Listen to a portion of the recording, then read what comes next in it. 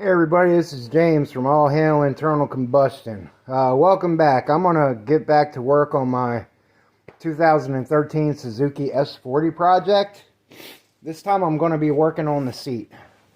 I bought this seat off of somebody on Facebook. I got two of them and a set of handlebars for like $75, which I thought was a pretty sweet deal.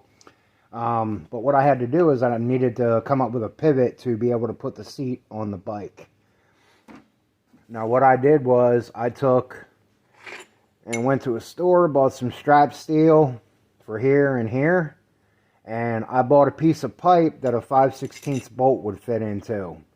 And the way that I set it up and welded it was I went ahead and put the pipe on this front bracket here and welded everything together, and came back in with a hacksaw and cut it, and then welded this piece onto my seat pan bracket. So that was an easy way to make a $10 strap, because I've seen people selling them for like 30-40 bucks, and I like to save money and I'm cheap. I've also got springs on this seat that came with one of my seats, and I'm going to be mounting this entire thing to the bike. I've already got my holes drilled out here in the front to be able to attach it to the frame of the bike right below the gas tank. So let me go ahead and set that up over there, and I'll show you how I got this all mounted.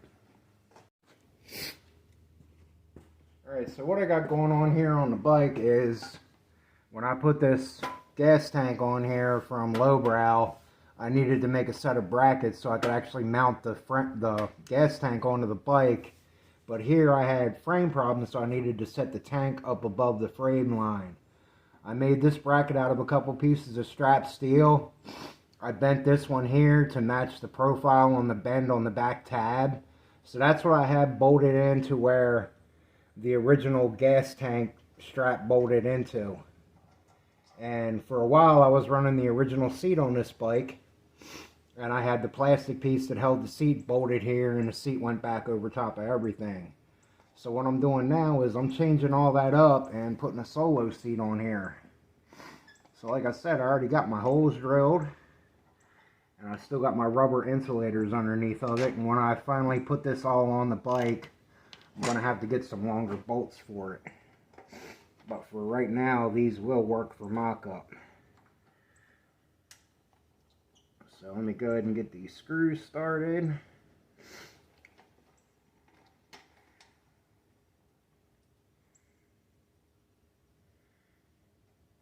Alright, so there we go.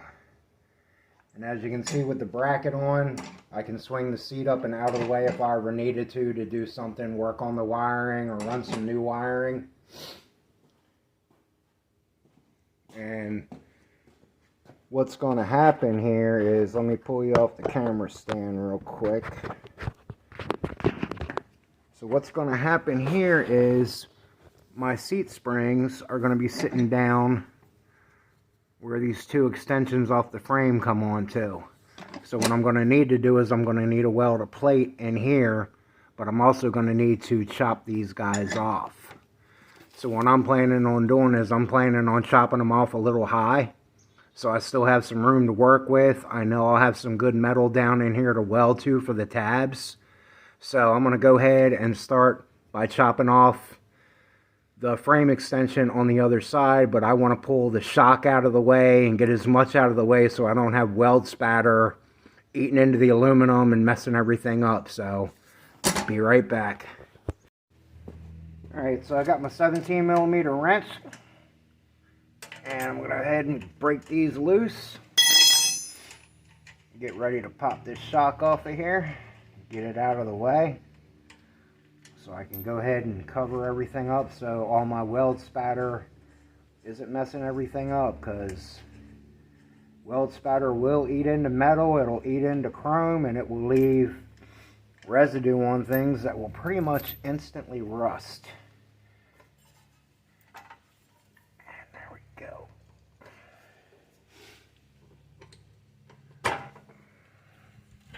Alright, so I got the shock off.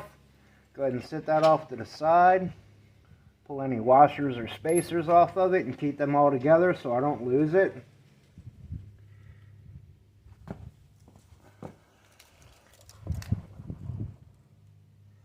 And I'm going to go ahead and pull the seat back out of the way because now I know where I need to cut at.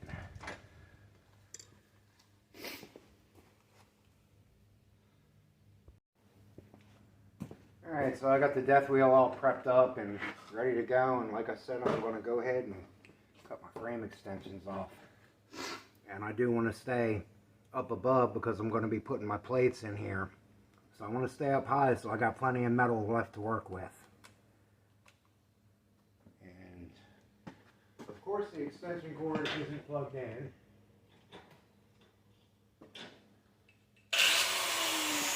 There it is! Alright, time to chop.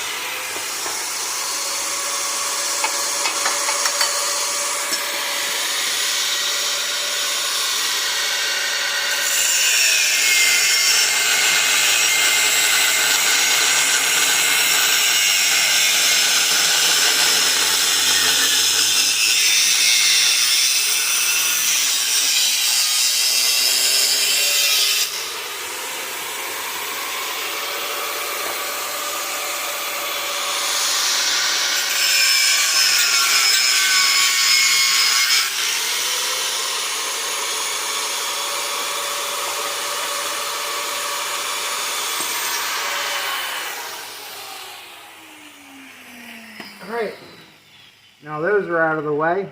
I'm going to go ahead and clean this up and knock the rest of this little bracket off of here so I can see where I need to put my new mounts at.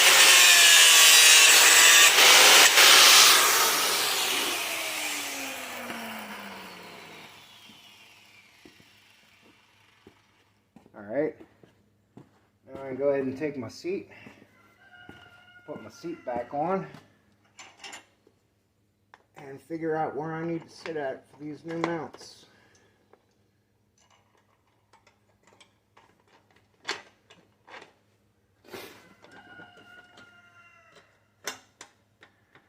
Alright, so they're going to be going behind here where I cut off on both sides.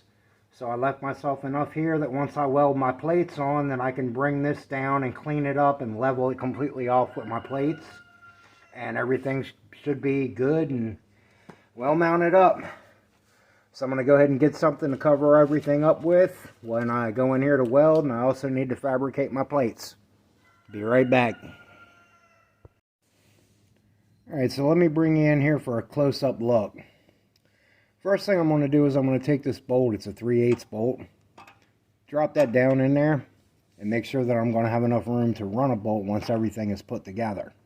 So I got clearance under there. It'll be a little bit tight for a nut, but I'll figure that out when I get to it. So here's a piece of steel that I cut, and if I put that under, I'm going to be hitting in here on the corner, and I'd actually like to take this and wrap it around this tube here. So I'm going to go ahead and make some quick marks on this steel, cut it out a little bit, see if I can get it to slip underneath of this rear frame extension a little better, and try and get it tighter in there so I've got a nice place for this bolt to find purchase to when I get everything all set up. So I'll be back. Alright, so what I got made up so far is this, and all these contours in this follow the welds that are underneath of the seat. A little hard to do this one-handed, but kind of show you where I'm at with this. So I got a bevel on the back of it where it goes up against the frame extension. I got it sitting good underneath of the spring. I can pull the spring out a little bit with my hand when I go to drill the hole. And then I've got this line right here where I'm going to go ahead and cut it off at. So I've got a weld surface all around this whole tube, down into this joint, and across where the shock bolts into, and I'll be welding back in there. Then I'll go ahead and drill a hole through it and put a bolt through it and see how everything fits. And if I think I need a little bit more support, I can always run a support underneath of here, going from my shock bracket back and then up into this bracket that I made. So I'm going to do a little bit more cutting and trimming, and I will be back. Okay, got my bracket cut and welded in, and man, I am realizing how bad my eyes have gotten. I've got eye surgery coming up in December, so can't wait for that to happen so I can actually weld decent again. But it's in there good enough, and I whacked it a few times with a hammer, and I think it is going to hold up just fine without putting another bracket underneath of it. So I'm going to go ahead and drill my hole for the bolt and put the seat back on there and mock it up and see what it looks like. Alright, so I got my hole drilled. Got my new bolt in there. Plenty of room underneath for a nut. Went ahead and put the shock back onto it, so I made sure I had plenty of room for that. Got some spring to the seat. So I think that's going to go ahead and wrap it up. I just got to do the same thing over on the other side, and that's how I put a solo seat on my Suzuki S40 Boulevard. And of course I still need to come in here and cap that off and make it parallel with the bracket that I put in, but that'll be one of the finishing things I do to it. So that'll be it for this one. All hail internal combustion. See y'all later.